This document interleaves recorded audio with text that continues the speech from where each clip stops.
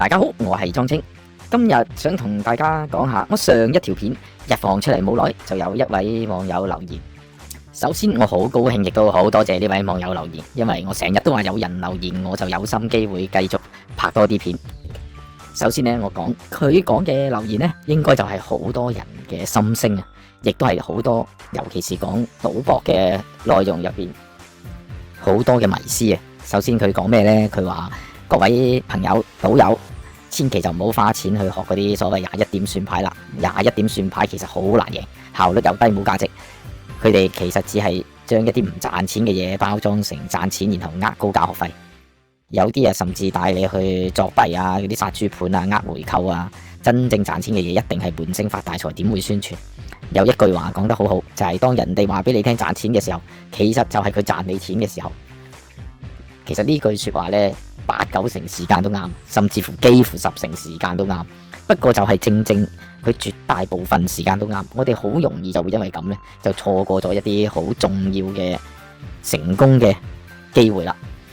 咁但係又係我之前都成日講啦，即係我要獲得一個機會，但係我同一時間就要中1萬次伏嘅話，咁我不如少一次機會啦。咁到底應該點做呢？或者點樣面對呢啲事呢？我覺得呢個係好值得討論嘅其中一個內容。其實我之前有啲影片大家都有睇，間唔中都會講下。不過既然今日又有人落一個咁樣嘅留言，咁啊不妨同大家又再認真又講一次咧。我分幾部分啦。今次第一部分啦，點解我會認同佢講嘅嘢呢？因為呢位網友講嘅嘢呢，大意嘅意思都係真正賺錢嘅方法唔會公開教人啦。如果人到處話可以賺錢，肯定係想呃你錢啊！我相信絕大部分人都認同嘅。首先我自己都係咁樣去判斷一樣嘢先，因為個現實世界實在太多騙局啦，教賭錢課程啊、炒幣課程啊、投資啊、AI 啊、拉人頭啊、傳銷啊、殺豬盤啊，甚至呃你去園區啊，全部都一定係包裝成一個又一個嘅機會。所以如果一個人完全唔識分辨，唯一嘅方法就係唔參與，咁就可以避開9成以上嘅騙局。所以我經常再次都講，呢位網友提醒嘅本身亦都係善意，而且好有價值。第二部分，我講下我自己嘅經歷啦，因為我自己都見過太多我身邊嘅朋友花幾千蚊、幾萬蚊，甚至有人啊花幾十萬去買嗰啲課程。其中有一個就係我嘅學生，佢早排啊先至話俾我聽，其實佢幫另一個就係好似頭先留言嘅嗰位網友咁講，用幾萬蚊喺一個頻道上邊買咗一個賭博課程，佢將所有課程俾晒我睇。正就係頭先網友講嗰啲，佢將一啲好學術、好有價值嘅名詞或者真係嘅內容，再夾雜大量9唔搭8嘅嗰啲攬路啊、投注法啊、睇嗰啲咩路子啊、9唔搭8嘅嘢加埋一齊。我可以好負責任咁講，入邊好多內容根本係冇價值，甚至係亂咁噏嘅。然後再加一啲似是而非嘅理論，就包裝到好似好專業，目的就真係得一個啦，就係想呃你啲學費。所以呢位觀眾講嘅原則，對唔識分辨嘅人真係非常之可以保護自己嘅。第三部分，點解我話呢一個觀念同時亦都可能會害咗你呢？問題就係呢一句啦，真正賺錢嘅方法唔會教人。呢一句話本來好合理，但係其實唔一定成立，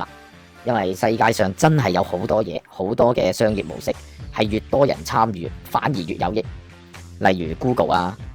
WhatsApp 啊、Uber 啊、Airbnb 啊，一啲會員制嘅嘢啊、加盟嘅嘢啊，就係好典型嘅例子啊。佢哋一定要好多人一齊參與先至可以互相得益，所以佢賺你錢嘅同時，其實亦都令到你可以賺到錢嘅。好多唔止係雙贏，甚至3贏，所以公開唔一定係假，收費亦都唔一定係騙局。真正要判斷嘅唔係佢嘅宣傳，而係你有冇辦法知道到底呢一個內容係唔係真嘅，係咪真係幫到你，同埋係唔係一啲詐騙。第4部分，真正最大嘅陷阱，偏偏詐騙最中意就係利用人嘅呢種心態，因為佢知道人係好希望揾機會，另一方面又好怕俾人呃，於是佢就會包裝到好神秘，限時加入啊，最後名額啊，入咗先至會講俾你聽嘅秘密啊，其實全部都係利用人嘅貪婪，想走捷徑，怕失機會。所以頭先嗰位觀眾講嘅原則就係避晒大部分嘅騙局，但係同一時間佢又會錯失咗最重要嘅機會啦。第5部分，真正困難嘅地方，咁點樣分辨呢？成日都話要分辨。老實講，我真係冇一條片或者冇一句說話就可以教你，因為如果真係有一個咁簡單嘅方法，就唔使政府日日都宣傳點樣加大力度啊，點樣去打擊詐騙啊。現實就係連政府、警察、銀行、科技公司投入咗咁多資源，今時今日都冇辦法阻止詐騙，更何況係一個普通人，你點樣可以分辨得到？所以真正保護自己嘅，從來唔係幾句口號就可以解決，就可以提升自己嘅分析力。第6部分，數學就係真正嘅答案啦。我一直都講，喺我哋職業賭徒世界，我最相信嘅唔係任何一個人，係數學。因為期望值講唔到大話，概率唔識講大話，數據更加唔會講大話。所以如果你學識數學嘅話，至少你可以知道我一個人或者嗰個頻道講嘅嘢有幾離譜，有幾多係真，有幾多係假，到底佢有冇邏輯定係只係包裝。所以我一直都鼓勵大家學好數學，再學到錢。而另外我再想補充一下就係，就算你學幾多嘢都好，你想唔俾人呃，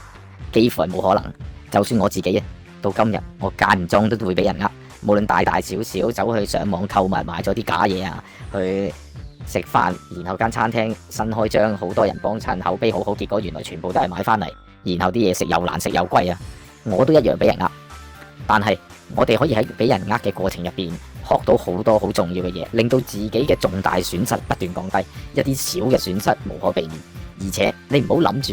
學完或者我學咗之後，我越嚟就會越少機會俾人呃。呢樣嘢連我自己活咗咁多年，我都已經肯定係唔會發生，因為呃人嘅人一樣會進化。我今日講呢個大話呃到人，好快呢個大話就會俾好多人拆穿，然後呢個大話就唔可以再呃，咁係咪就冇事啊？當然唔係啦。作為一個騙子，佢梗係會諗下一個大話啦。最簡單最典型嘅就係嗰啲電騙，一開頭就話俾你聽你屋企人俾人綁架，跟住講下講下發覺唔掂啦，就扮你屋企人，跟住又穿煲啦，跟住又猜我是誰，又穿煲啦，就問下你知唔知我係邊個。然後不斷咁樣，然後而家仲有埋 AI 轉下名啊！早幾日已經又有個新聞話，有個唔知香港人俾屋企人嘅 AI 聲音呃咗唔知幾多千萬啊！呢啲咁樣嘅詐騙只會不斷地更新，不斷地改變。不過無論係點樣嘅詐騙都好，我哋有一啲係喺入邊嘅寶藏的，而且確係存在。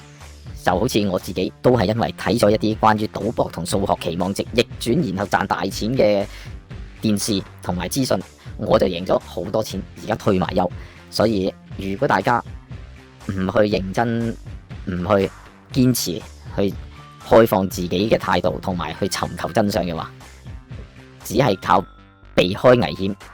你唔會失敗，但係你會同全世界大部分嘅人一樣，都要好艱苦咁樣去喺呢個世界上邊生存。因為而家兩極化嘅嚴重，尤其是資訊發達 AI 出現，窮人同有錢人中間嘅嗰一個階段，所謂嘅中產啊，或者係向上流動嘅樽頸係越嚟越嚴重。大家如果有感受嘅話，早幾十年、100年，只要勤力一定會成功。但係越嚟越去到今日，你想勤力嘅機會都冇，連想點樣去諗有乜嘢可以做都好難。所以呢個時候你又會去揾機會，然後你又會俾人呃，呢個已經係一個死循環，冇辦法，世界就係咁，我哋只能夠接受，然後努力。希望今次嘅內容可以幫到你有少少嘅啟發咧。大家有乜嘢問題或者想討論嘅，記得喺下邊留言，等我有啲心機可以繼續做多啲片俾大家睇下。記得讚好我呢條片，訂閱我嘅頻道，撳埋新片嘅鐘仔，例如 Facebook follow 我嘅 Instagram。拜拜。